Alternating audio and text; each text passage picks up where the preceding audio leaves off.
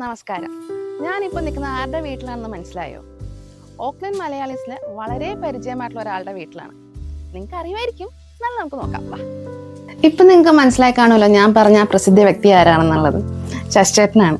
ശശിചേട്ടാ, എത്ര നാളായി ന്യൂസിലാൻഡിൽ? 27ാമത്തെ വർഷം. അത് 98 വന്നാണ്. 27 വർഷം. അപ്പോൾ അത്രയും വർഷം ഇവിടെയാണ് ഓണം ആണോ? ഓൾമോസ്റ്റ് എല്ലാ കൊല്ലം ഇവിടെ തന്നെയായിരുന്നു. ഇടയ്ക്ക് അച്ഛനും ഉണ്ടായിരുന്ന സമയത്ത് നാട്ടിലും പോയിട്ട് ഓണമുണ്ടായിരുന്നു. അപ്പൊ ഇവിടെ ആയിരുന്നപ്പോ എങ്ങനെയാ?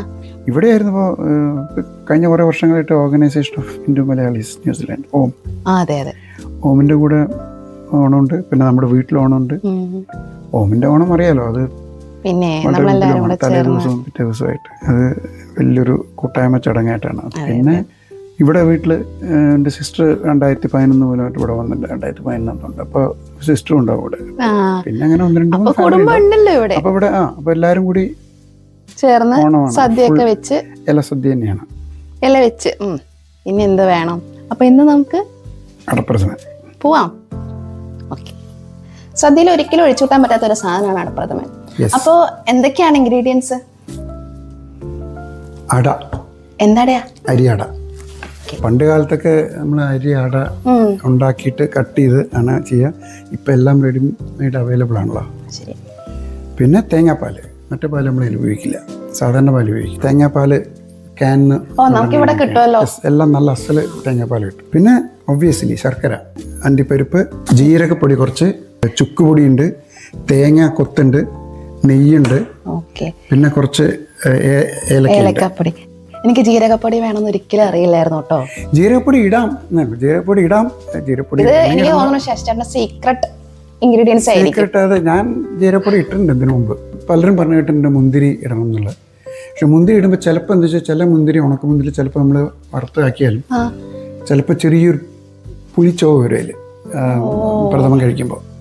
അതുകൊണ്ട് അത് ഞാൻ അവോയ്ഡ് ചെയ്തിട്ടുണ്ട്.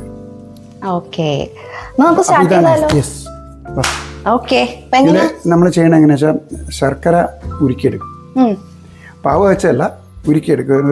രണ്ട് ഗ്ലാസ് വെള്ളയിൽ ഒഴിച്ച് ചൂടുവെള്ളം ഒഴിച്ചാൽ നല്ല വേഗം ആവുമല്ലോ. പിന്നെ അട വേവിച്ചെടുക്കണം. അപ്പം അത് ചെയ്തുകൊണ്ടിരിക്കുമ്പോൾ നമുക്ക് പിന്നെ അണ്ടിപ്പരിപ്പും തേങ്ങയൊക്കെ വറുത്തെടുക്കുകയും ചെയ്യാം. അതും ചെയ്യാവുന്നതാണ്. അപ്പോൾ ആദ്യം നമുക്ക് ശർക്കരയിലിടാം. ഓക്കെ. 200 ഗ്രാം അടയിൽ ഒരു 500 ഗ്രാം ശർക്കര.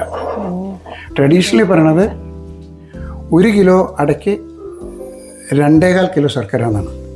വെള്ളം 2 കപ്പ് 3 കപ്പ് 4 കപ്പ് ഒഴിക്കാൻ കിട്ടും. പക്ഷെ എന്ത് പറ്റിച്ചാൽ സമയം എടുക്കും ഈ അത് ഉരുകി വരാൻ. ശർക്കര പാനിയിൽ അട വേവുക എന്നുള്ളതാണ്.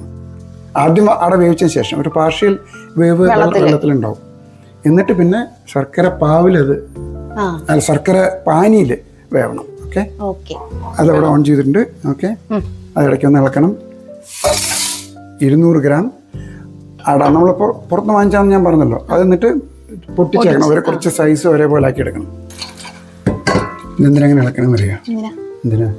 എല്ലായിടത്തും വെള്ളമാവാനാണോ? അല്ല, അടിയിൽ ഈ തരി പോലെ ഉണ്ടാവും. ഈ പാക്കറ്റ് അത് വാങ്ങിക്കുമ്പോൾ പൊട്ടി കിടക്കണ്ടാവും വളരെ ചെറുതായിട്ട്. അവനൊക്കെ ആദ്യം അടിയിലും ഒട്ടിപ്പിടിക്കും. അതിൽ നിന്ന് വിടിയിക്കാനും കൂടി വേണ്ടിയിട്ടാണ്. വെറുതെ ഇങ്ങനെ നോക്കിയിരിക്കണ്ട പണി. ഞാനും ചെറുതായിട്ട് തന്നെ നമ്മൾ പാവം എങ്ങനെയാ നോക്കുക, ഇങ്ങനെയല്ല നോക്കുക. അതേപോലെ ആദ്യത്തെ എല്ലാം ഉരുകണം, അതാണ് ഇമ്പോർട്ടൻ്റ്. അത്രയേ ഉള്ളൂ. ശർക്കര പാനി ആവണു, അട വേവാൻ തുടങ്ങും. ആ സമയത്ത് നമുക്ക് ഇതിന് കുറച്ച് സമയം എടുക്കുമല്ലോ. അപ്പോൾ ആ സമയത്ത് നമുക്ക് ഈ അണ്ടിപ്പരിപ്പും തേങ്ങയും കൂടി നമുക്ക് ആവശ്യമുള്ള നെയ്യിൽ വറുത്ത് കോരി വെക്കാം.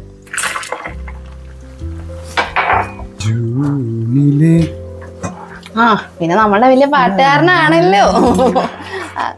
ഞാനിവിടെ റെഡി ആയിട്ടിരിക്ക ചേട്ടനോട് പാട്ടൊക്കെ പാടാൻ പറയാനായിട്ട്. പാടാമോ? ഞാൻ അത്ര വലിയ പാട്ടുകാരിയല്ല. വലിയ പാട്ടുകാരി അല്ലാന്നുള്ളൂ കേട്ടോ. അപ്പൊ എന്നെ പോലെ തന്നെ ഞാനും സാധാരണ ഒരു പാട്ടുകാരി. അപ്പൊ ഇന്നിപ്പോ ഡ്യൂറ്റി കൂടി ഉണ്ടാവും ഇതിന്റെ കൂടെ കേട്ടോ. അട വെന്ത് കഴിഞ്ഞാൽ, നമ്മുടെ ആവശ്യത്തിന് വെന്ത് കഴിഞ്ഞാൽ നമ്മൾ ടെസ്റ്റ് ചെക്ക് നോക്കും. എന്നിട്ട് തണുത്ത വെള്ളത്തിൽ കഴുകി വെക്കും, അല്ലെങ്കിൽ അത് ഒട്ടും. ഓ വിട്ട് വിട്ട് കിടക്കാൻ അപ്പം വിട്ട് വിട്ട് കിടക്കാൻ വേണ്ടിയിട്ട് തണുത്ത വെള്ളത്തിൽ. ഞാൻ സാധാരണ കുറച്ച് ഐസ് വാട്ടർ ഉണ്ടെങ്കിൽ ഉപയോഗിക്കും. നമുക്ക് ഫ്രിഡ്ജിൽ നിന്ന് നേരെ ഐസ് വാട്ടർ വരുന്നുണ്ട്, അല്ലെങ്കിൽ ഒരു ഐസ് ഉണ്ടെങ്കിൽ ഏറ്റവും നല്ല. ഐസ് വേണമെന്നൊന്നുമില്ല, ഇവിടുത്തെ വെള്ളം നല്ല തണുത്ത വെള്ളം. അതെ അതെ, ഇതൊക്കെ പൊടിക്കൈകളാട്ടോ. ഇതൊന്നും എനിക്ക് ഒട്ടും ഞാൻ കേട്ടിട്ട് പോലും ഇല്ലാത്ത പൊടിക്കൈകളാണ്. എന്തോ നോക്കിയോ? ഇല്ല, ആനുണ്ട്. അപ്പോൾ ഇത് വേവും ഇതൊക്കെ ആയി വരട്ടെ, പാനി ആവട്ടെ, നമുക്ക് വെയിറ്റ് ചെയ്യാം. ഓക്കെ. അപ്പോൾ സൗമ്യ എന്തൊക്കെ നമ്മളിപ്പോൾ ചെയ്തതെന്ന് പറഞ്ഞേ? നമ്മള് അട വേവിച്ച് വെച്ചു, ഊറ്റി വെച്ച് മാറ്റി വെച്ചു. അല്ല, അട വേവിച്ചിട്ട് തണുത്ത വെള്ളത്തിൽ കഴുകി വെച്ചു, ഓക്കെ, ഒട്ടിപ്പിടിക്കാതിരിക്കാൻ. ആ, പിന്നെ ശർക്കര പാനീയം ഊറ്റി വെച്ചു, അത് ഊറ്റി വെച്ചു. ഓക്കെ. പിന്നെ നമ്മളുടെ അണ്ടിപ്പരിപ്പും. ഓക്കെ. അട ശർക്കര പാനിയിൽ വേവിക്കും.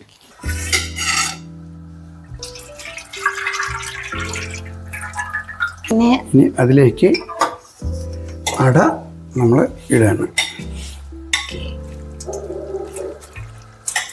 ഇനി നമ്മൾ വേവിക്കും. ഇപ്പോൾ തിളക്കട്ടെ, തിളച്ച് കഴിഞ്ഞിട്ട് നമ്മൾ ഇളക്കിക്കൊണ്ടിരിക്കുക. അത് കഴിഞ്ഞിട്ട് പിന്നെ നമ്മൾ ആദ്യം എന്ത് ചെയ്യും, കുറച്ച് ബാക്കിയുള്ള നെയ്യിലേക്ക് ഒഴിക്കും. ഇതിൽ നമ്മുടെ നാട്ടിൽ സാധാരണ 1-ാം പാല്, 2-ാം പാല്, 3-ാം പാല് എന്നൊക്കെ ഉണ്ട്. നമ്മളിപ്പോൾ 1-ാം പാല്, 2-ാം പാലായിട്ടാണ് നമ്മൾ ചെയ്യണത്. 3-ാം പാൽ ഒഴിക്കാം. എനിക്കെന്താ ഒഴിക്കാൻ പേടിയാണ്. ഇനി എങ്ങാനും ആ ഒഴിക്കണേലൊക്കെ ഒരു രീതി ഉണ്ടെങ്കിൽ. ഒരു രീതിയില്ല, ദൈവമേന്ന് വെച്ചിട്ടങ്ങ് ഒഴിച്ചാൽ മതി. ഇത് കഴിഞ്ഞാൽ നമ്മൾ ചെയ്യണത്, ഇത് കുറച്ചുകൂടെ ഒന്ന് വറ്റിക്കഴിഞ്ഞാൽ നമ്മൾ മെയിൻ പാൽ ഒഴിച്ച് കഴിഞ്ഞാൽ ഒരു ഇതായി. പിന്നെ അണ്ടിപ്പരിപ്പ് ഇതൊക്കെ ഇടാം. അപ്പൊ നമ്മള് ജീരകവും ചുക്കുപൊടിയുള്ള ഇപ്പൊ ഇതിലിട്ടോ ഇപ്പിടാം.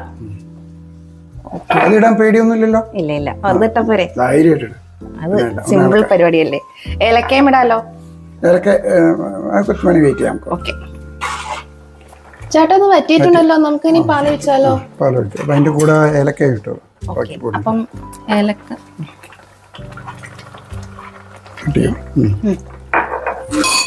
പാല് ഞാനാണോ? 1-ാം പാല് ധൈര്യമായിട്ട് ഒഴുകി.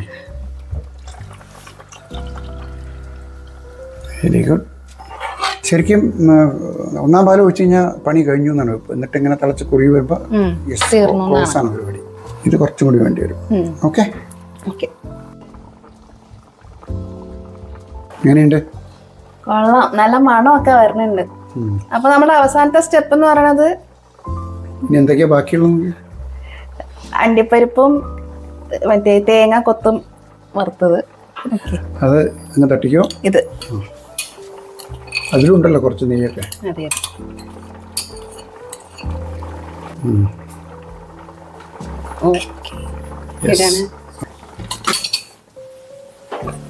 എങ്ങനെയുണ്ട് നോക്ക് സൗമ്യ? ഇളക്കിയിട്ട് ഇപ്പൊ എങ്ങനെയുണ്ട്?